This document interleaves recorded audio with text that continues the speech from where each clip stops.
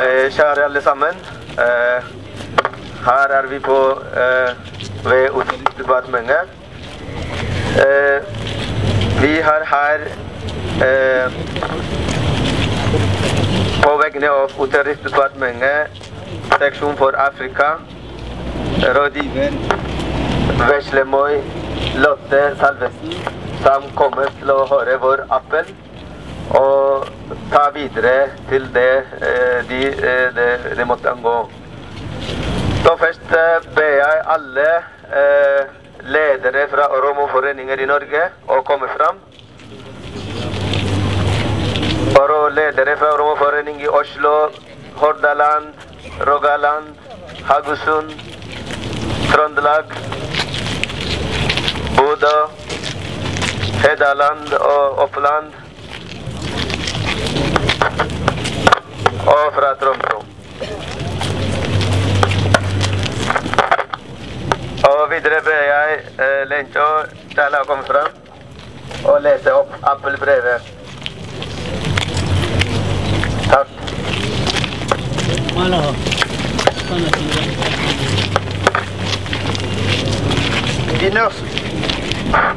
Vi norske statsborgere med oromisk opphav og den oromiske diaspora i Norge appellerer med dette til å rette folkevalgte representanters oppmerksomhet til den gjentatte og vedvarende menneskerettsbrudd og forfølgelse av det oromofolket i delstaten Oromia i Etiopia. Oromo er tallmessig majoritet og bidrar i overkant av 60% av BNP i Etiopia. På tross av demografi og enormt bidrag til rikets økonomi er Oromo underrepresentert når det gjelder betydelige maktposisjoner samt fordeling av økonomiske, sosiale og kulturelle goder. Dette er et paradoks og sjelden tilfelle å finne i hele verden. Opp gjennom tidene har Oromo vært marginalisert på alle måter i Etiopia, og det ser ikke ut til at situasjonen forbedrer seg. Tvert imot blir denne folkegruppen bestandig utsatt for vilkårlig henrettelse, tortur, massearrest og bortføring. Det har også foregått systematisk undertrykk. Oromo økonomisk i løpet av de siste 2 tiårene ble over 200 000 oromiske bønder fordrevet fra deres landområde uten kompensasjon til fordel for transnasjonale selskaper fra Kina, India og Saudi-Arabia samt makthevende elite tilsluttet regime. Transnasjonale selskapene eksporterer matprodukter til sine respektive land med bedre betalingsevne.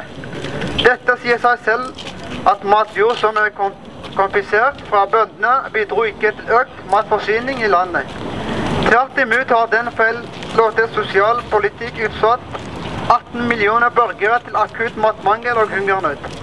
Regimet i Etiopia har vært opptatt av å skylde hungernød fra omverdenen inntil oromiske medier basert i eksil avdekket.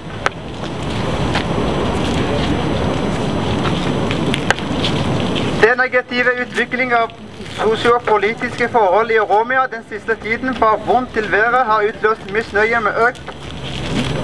som økte med tiden og med regimet ignorerte rettmessig krav for forbedring. Disse kravene ble kanalisert gjennom fredelige mekanismer på den ganske siviliserte måten. Men regimet valgte å møte folk med vold og militært makt. Vold og statlig terrorisme har blitt vanlige opplevelser for folk i Oromia i dag. Vold, voldtekt, henrettelse, bortføring og forsvinning skjøt i været fra dag til annen siden landsdekkende protest med studenter og elever i spissen igangsatt i Oromia i november 2015. Vi viser til tidligere appellsbrevene som ble levert til regjering og Stortinget, hvor ble det gjort rede for bakgrunnen for protestbevegelser som har vært politiske faktum i Oromia siden våren 2014. For tilbakeblikks skyld gjengis hovedtrekkene herunder. Protestbevegelsen har vært intens i delstaten Oromia siden november 2015. Dette er andre gangs bølge av studentbevegelser etter høsten 2014. Protesten er rettet mot landran og tvangforflytting av bønder fra deres gårdland uten erstatning. I tillegg protesterte folk mot statens plan å utvide Finfinne, eller bedre kjent som Addis Ababa, sin grense med mål å konfiskere land i nærliggende distrikter ved tvangsforflytte bønder. På toppen av det hele kommer misnøye over vanstyre og omfattende korrupsjon, noe protestbevegelsen kommer til live. Vi reagerer med vantro for forskrekkelse at etiopiske sikkerhetsstyrker har så langt henrettet over 500 uskyldige personer siden november 2015. Tusenvis er såret og fengslet og eller bortført. Blant ofrene er en 7-åring jente, en 87 år gammel mann, en høy gravid 6-barnsmor. Tallet på de skadde er anslagsvis 5000 personer.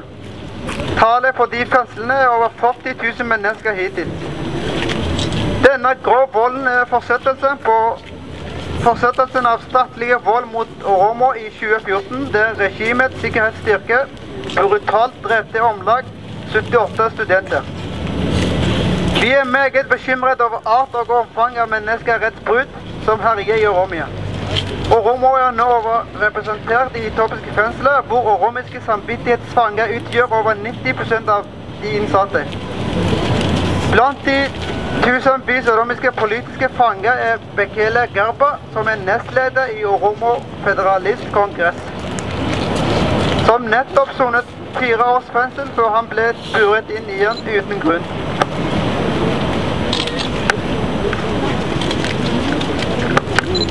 Oromia er nå underlagt hæren og styres av 8 generaler som er tildelt makt og ansvar til å administrere Oromia med jernhånd. Systemet har tatt av seg maske og viste sine sanne ansikt. Tilstanden i dagens Oromia bevitner at regimet totalitær, nødeløs. Verdens samfunn har både politisk og moralsk ansvar å stoppe den farlige trenden som er utviklet til å være folkemord. Europeiske parlament og menneskerettighetsorganisasjon, blant annet Amnesty International og Human Rights Watch, bevetner nåværende situasjon i Oromia som alarmerende. For vår del oppfattes situasjonen som systematisk utryddelse eller folkemord. Det europeiske parlamentet reagerte ved å vedta en resolusjon mot menneskerettsbrudd i Oromia. Med resolusjonen oppfordret europeiske parlamentet Etiopia i å opphøre forfølgelse mot Oromo og forbedre forholdene. Dessuten anmodet parlamentet medlemslandene til å legge press på Etiopia for å realisere formålet med resolusjonen. Men Norge har ikke vist enda viljen til å handle, og derfor er vi misfornøyd over Norges taushet med viten og vilje når et bistandsmottaker partner begår slikt grovt menneskerettsbrudd. Vi ble dypt ristet over at den tidligere statssekretær i Justisdepartementet skrøt av regimet i Addis Ababa som en vokter av fred og stabilitet, mens masse drap pågikk mot Oromo på alle kanter, inklusiv der av byene rundt om i Addis Ababa, hvor han kom ut med denne uttalelsen. Dette beklagelige utsagn som strider mot praktisk forhold. Regimets brutalitet øker bestandig uhemmet. Dette driver tusener til flukt i unike kanter av verden, blant andre EU, Norge, USA, Kanada, Australia, Midtøsten og andre afrikanske land. Flyktninger som kommer til Norge og andre europeiske land går gjennom ubeskrivelige livstruende utfordringer. De legger ut på en farlig ferd for å redde livene sine fra en overhengende fare på hjemmefronten.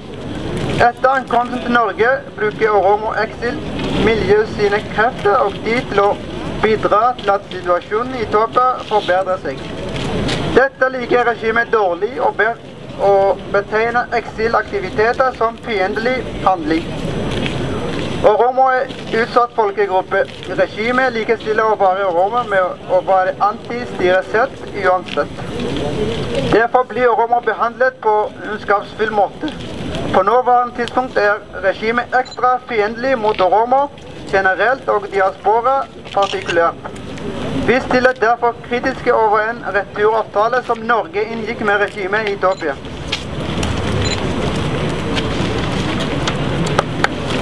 Vi er urolige over fredsnasjonen Norge ikke spilte sin rolle til å snu pågående folkemord i Oromia. Vi minner Norge på at det er sent ute allerede, men mulig å reagere nå. Avslutningsvis fremheves det at Stortinget og regjering handler i kraft av å være giverland, legge diplomatiske press på regimet i Etiopia og bidra til å snu den overveldende menneskerettsbrudd i Oromia ved å punkt 1. Fordømme statlige vold og terrorisme mot sivil befolkning i Oromia. Punkt 2.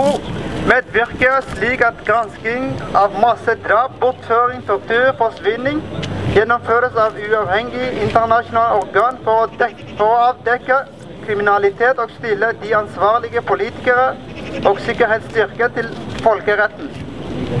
Punkt 3. Vi ber Norge å opphøre bistand til regimet som livnærer seg selv med å bistandspenger og bruke midlene til å finansiere statlige vold til å rotfeste seg på makten ved å undertrykke demokratiske prosesser. Punkt 4. Gjennom uttalelser på sine kommunikasjonskanaler er regimet beskyldt diasporaen for igangsettelse av pågående protest i Oromia. Om en borger av Oromia returneres i regi av den foreliggende avtalen, risikerer de represalier for å avskrekke og ramme. Derfor ber vi returavtale skrinlegges. Takk.